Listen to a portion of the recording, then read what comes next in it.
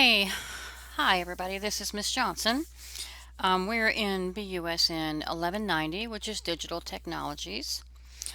This is a B-term course, so it starts on January 11th, yesterday, and it will go through, I believe, March 2nd, I think. We'll look at that closer in a little while, but it's about 8 weeks into the future. So this is going to be a fairly short video, but what I'd like to do is introduce you to the course, how it's going to flow, and my expectations. So this first week is very, very light and simple. What I would like for you all to do when you come into the course is go over here to the Start Here section. Now, you're going to see some things in here that you won't see in yours, and that's okay. Let's just look at the things I do want you to pay attention to in Start Here. The first thing is the syllabus. Every syllabus at Gwinnett Tech should have 3 parts. When you click the syllabus link, you should see part 1 and part 2. Now these two, if you'll notice, these are web links. These are sent from our Academic Affairs office. They are uniform throughout the college. I'll give you an example here. The course competencies should represent the kinds of things you would expect to learn from this course. So when you open it, you'll see that course competencies and learning outcomes are laid out for you in bullet form to let you know the kinds of things that we're going to cover. In this course, this is digital technologies, so we're expecting to learn a little about the internet, about technology, about the web, maybe the history of the web, things like identifying the meaning of, you'll see addresses that end with edu versus .com versus .gov, etc. So if you read through these, you'll get an idea of what's going to be covered in the course. I'm going to back up a little bit here. I hope I'm not going to kick us out of the course. There we go. And then the second thing are the academic policies. Now, academic policies are, again, uniform throughout the entire college. So it starts out by telling you how your grades will be posted. So anything between a 90 and a 100% in any course that you're taking at Gwinnett Tech is going to equal an A. Anything between a 60 and 69 is going to equal a D. And you can read the rest of these, but I would highly suggest that if you find yourself hovering in the D percentages of any course, a 60 to 69, it is so close to passing that you should not let a 60 to 69 stand. Do everything you can. Pull out all the stops.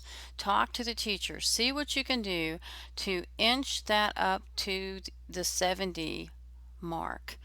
You don't want to get an F on your transcript. It is a transcript GPA killer. So please don't do that. I would also say that if you get close enough to the end of the semester and you still can't get yourself out of the D's or F's into a C, please, please do yourself a favor and withdraw from the course. A W on your transcript is much better than an F. So a W is not going to hurt your GPA. An F is going to kill your GPA. GPA is really important when it comes to trying to figure out whether or not you qualify for financial aid, and whether or not your credits will transfer to another college. So big, big important things happen with the GPA. Please don't let F's and D's drag it down. All right, other things you might find in this particular document are attendance policy. This is important for you to understand. Gwinnett Technical College is not an attendance taking institution. Now that has more to do with some financial aid rulings from the federal government, but it doesn't mean we don't want you to come to class or we don't want you to complete your assignments. It simply is it's like a technical category we fit into among colleges in the nation. So we do want you to come to class. You are not held to coming to class. Now, when we say coming to class, that it applies to not only sitting in the chair if you have a face-to-face class, but it also applies to logging in and participating weekly in Blackboard for any course that is online. So teachers may not impact your grade based on your attendance per se, but they may assign things which would have to be done during a specific time period, maybe during class if you have a face-to-face course, and the only way to get the credit for that would be to participate during that time period. Now, that is completely admissible. So pay attention to how your teacher structures your course. Make sure how to get your points and how to get them effectively, because you don't want to get into a situation where you start missing points because you think it's a non-attendance taking institution and you don't have to do things. Please do not be fooled. You are definitely going to be held accountable to whatever the policies are within the class you are taking. Okay, let's move on. Computer requirements for online, hybrid, web enhanced. Just FYI, most all classes are going to require you to have a computer. Pay attention to whatever your specific instructor is telling you. There are courses and software that are not compatible with tablets. There are software that are not compatible with Macintosh computers. If you find yourself in a situation that whatever technology you have available to yourself from home is not compatible with the software in the course that you're taking, then know that there are campus labs in the 100 building and the 700 building, and that you can come to the campus and use the campus lab computers to complete whatever work you need to do. So, not having the right technology at home will never be accepted as an excuse to not do your work or to not turn in work on time. Please bear that in mind. Okay, so we have some new information that's been added to this section of the syllabus. It has to do with COVID. You know, I really hope this is not going to last very many more semesters, but until we can get free of it, we do have to put some things in place. And these are some guidelines that you need to bear in mind with regard to COVID and being on campus. So this is an online course, and it won't be very specific to us for this particular course, but if you are coming to campus to use any of the campus facilities or meet with anyone on campus, please bear these items in mind. Read them carefully and make sure you are adhering to all of the policies regarding COVID-19. All right, so the withdrawal policy, I think I mentioned to you a few minutes ago about withdrawing from a course versus failing from a course. I have updated your course calendar with the last day that you can withdraw from this course and get a W, and that I believe is February 11th. We'll look at it again in a moment. And then academic integrity policy, that simply, and I say simply, but it's really important, you may not cheat. Period. Right? You may not get answers from other people. You may not get answers from other students. You may not share your answers with other students.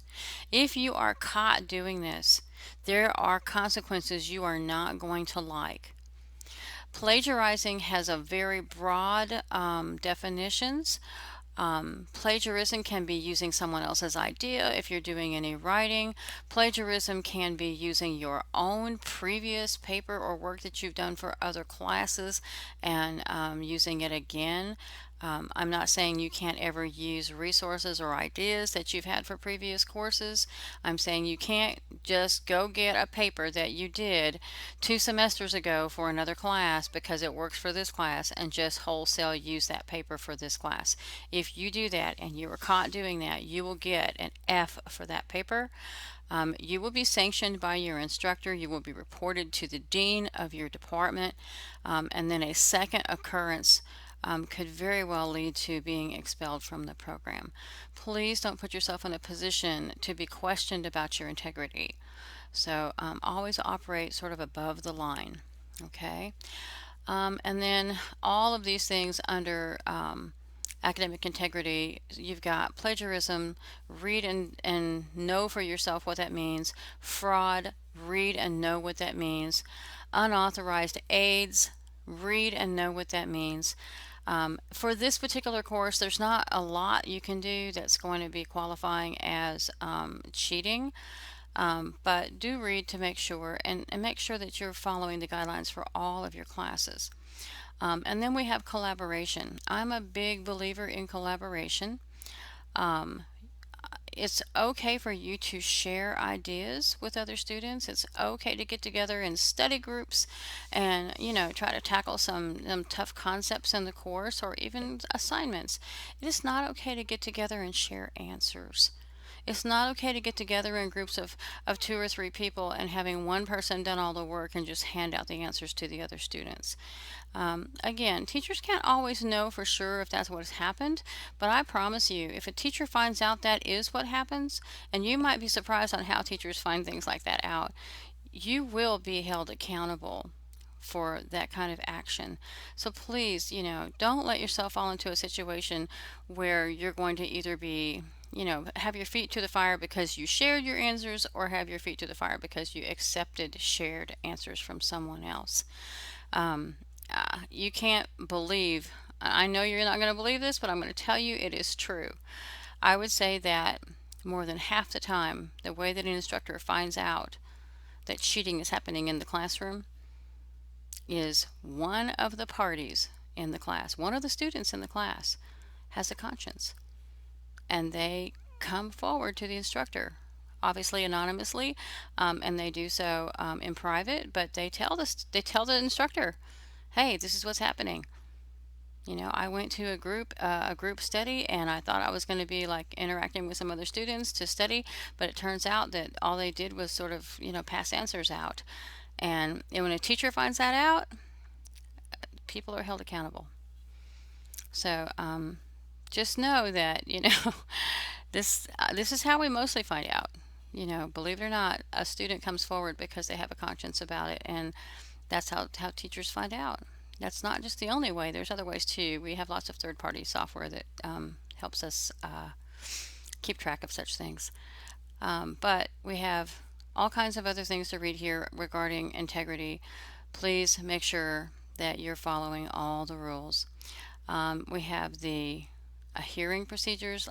If you do find yourself in some hot water, you've been accused of something and you feel like you didn't do it, or you've been unfairly accused, we do have rules and rights for students, a process you can go through to appeal any kind of decision that's made by the teacher or dean of your department.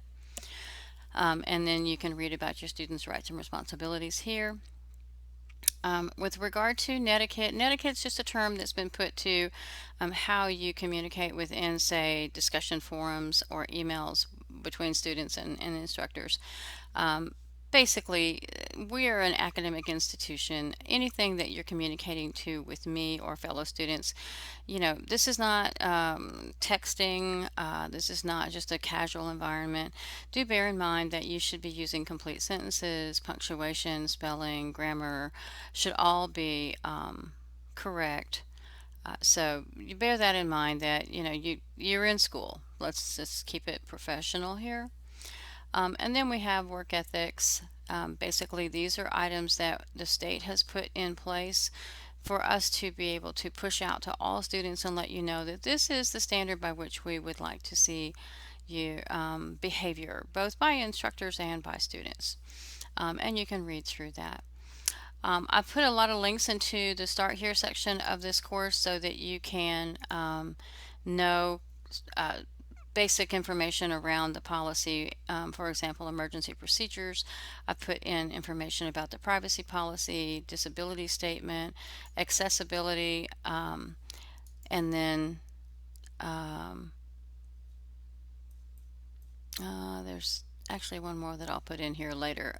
So some links to different things around the college. As far as what else to look at, so we've done syllabus. I would like for you to go in and complete this form. It's called the Student Information Form. It will be due on the first Sunday after the course starts, which is the 17th. And then I would like for you to participate in this introduction. Some of you have already jumped in and done that. That's awesome. Everything that I've talked to you about so far, the syllabus, the student information form, and the introduction are all graded assignments. You will receive a grade in the grade book. Usually within 3 to 5 days after the assignment is due. Some items are auto-graded, so you might see them show up in the grade book right away. You can always check your grades by clicking this link over here called My Grades. I'm going to show you something about My Grades right now. This is kind of really small to look at. I'm sorry. Let me see if I can make it a little bigger for you. See if we can increase the size. There we go. Okay, so as you're looking at this is something I want you to pay attention to. Over on the far right side of your My Grades, first of all, make sure that if you've got it in the All category here, make sure it's clicked for All. On this far right side, you're going to see all the points that are available to you in the course, right? So the way it looks right now, because nothing's due and nothing's been turned in, is you have a slash and then the point value. So something called concept questions for 1.1.18, and it looks like it's been duplicated here a few times, so I'll go in and take the second one out. But 1.1.18 is concept questions. That's going to be a grade. It's worth 10 points. It has not been completed, so there's nothing on the left side of the slash. Once you complete it, if you say get all 10 questions correct, it'll say 10/10 over here, right? And it'll be lit up blue, so you'll know that you've completed it. And then the 1.2.16 is worth 8 points. Again, once you complete that assignment, you'll find that your score will be whatever value you've completed. So maybe it'll 6 of 8 or 8 of 8. Hopefully you make the 100% on everything in here. But this is where your points are. Everything here it says upcoming because it hasn't been assigned necessarily. Over here is the name of the assignment. Okay, so that is important for you to know what's the name of the assignment and what did you score. Now we're going to go to lessons next. So we're finished with start here. Now everything in the start here, instead of going to lessons next, let's go to the calendar. Everything in the start here section is going to be due on the 17th. You should be able to go to this calendar, look on the 17th, and see anything that I have assigned to you to be completed. The first thing, if you click on the link, if I've given any instructions, they're going to be in this section. So all start here items are due by midnight. Again, we talked about what those 3 things are. You're going to get to them by clicking the start here link on the left panel, read through the section, complete all the assignments to avoid no-show status. If I do not receive the start here items from you on the 17th by midnight, you will be put in as a no-show for the course. Then you will have to appeal to be readmitted to the course. I hate for that to happen. Please, you got a whole week here. Let's just try to knock these things out. Okay, let's go to the next one.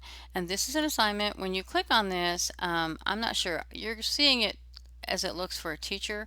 It may look slightly different for you as a student, and there may be a link that you can click to take you to the assignment. You can, anytime that an assignment is accessible from the calendar, you certainly can access it from the calendar, but you can also always go to the lessons link. The first thing you'll see in the lessons folder is always those course competencies, those same items that you saw in the syllabus. They will always be here. You can always remind yourself about what kind of things you would be learning in the course. And then you can go down. So I made this video will probably replace this one right here for right now, but then we've got well, I think, what does this say? It says it's going to take you to testout.com. Okay, so this is the first section that I want you to go to. That's that link that I just clicked. This is not a graded section. However, it will introduce you to LabSim. This link takes you straight to 0.1, the Introduction to Desktop Flow Press, which is the software we're going to be using for this course. Every single section is going to provide you with Let's view how videos, easy it is to navigate through the fact LabSim product sheets. and the features we include to assist you. After logging into your LabSim account, you arrive on the LabSim homepage. To launch a product, you can click either the product So I'm going to thumbnail tell or her the to be product quiet title. now. So I'm telling her to be quiet because I'm not going to be watching this whole video with you, but I want you to watch every video. If you're someone who needs to be able to see the words that are being said because you can't understand accents, be sure and click this link here, the Play with Interactive Script, so you can see the words at the same time the person is talking. You have a couple of different ways to navigate. Once you're here, you can navigate forward. Once you're finished, you can always just click forward to go to the next screen, or you can go here and you can see that you could click to the next item, the next item, the next item here, right? So this is this first section. Like I said, this is not a graded section, but I do want you to go through it and make yourself familiar with what's in this section. Okay, so I'm going to, again, I don't want to kick us out of the class, but there's that. So this is the first thing I want you to do. I think maybe I will. It's not going to let me add it, but Introduction to LabSim, I'm going to go ahead and put that on the calendar. Let's make sure that we get that knocked out. Introduction to LabSim. Let's make sure we get that knocked out by the 17th also.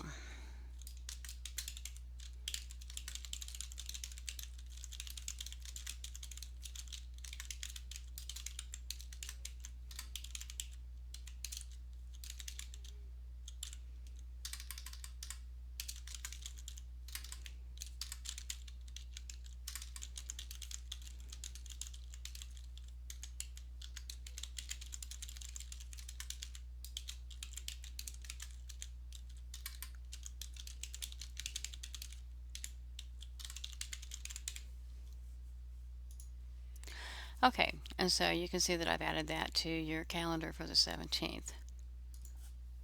The next thing you'll see will be these links, and this is really important for you to understand. I'm going to be making a separate video that addresses the LabSim links, and I will provide that video in this section when you click on it.